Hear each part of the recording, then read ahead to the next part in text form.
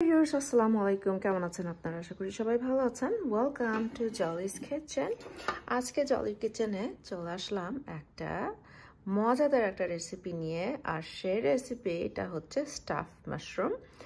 Staff মাশরুমটা আমি সবসময় দোকান থেকে কিনি, বাট ভাবলাম এইবার আমরা বাসায় তৈরি করি। তো বাসায় তৈরি করার জন্য স্টাফ মাশরুমটা আমি কিভাবে করেছি সেটা হচ্ছে মাশরুমের যে স্ট্যাম্পটা ওইটা প্রথমে বের করে ছোট ছোট করে কেটে ওটা অনিয়ন দিয়ে সটে করে নিয়েছি। আর সটে করার সময় কিছু ইনগ্রিডিয়েন্টস ইউজ করেছি, সল্ট, পেপার এবং লিটল বিট অফ অরিগ্যানো। আমি অরিগ্যানোটা দিয়েছি একটু ফ্লেভারের জন্য, অ্যান্ড ব্ল্যাক পেপার, গার্লিক।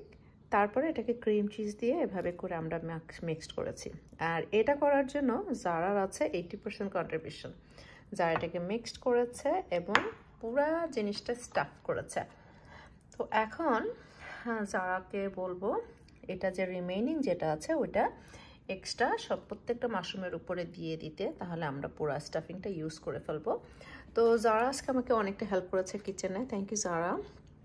ও আসলে ঘুম থেকে উঠাচ্ছে, ওঠার পরে মামিকে এসে বললো if I need any help, so she is the one who is doing all that. And then পরে যখন আমরা এটাকে বেক করব, এটার উপরে আমরা চিজ দিব, চিজ দিয়ে ওভেনে বেক করব। তো এটা আমি এখন করব না, কারণ এখন করলে এটা বেশি আর্লি হয়ে যাবে।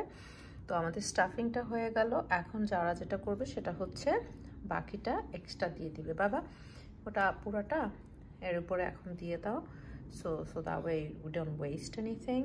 Okay মামা? সো পুরো বাকি যেটা আছে একদম সুন্দর করে উপরে দিয়ে দাও, তাহলে আমাদের এটা পুরো ওয়েস্ট হবে না। এটা তো অ্যাকচুয়ালি খেতে এত মজা হয়েছে যে আমার এমনিই খেতে ভালো লাগতেছে।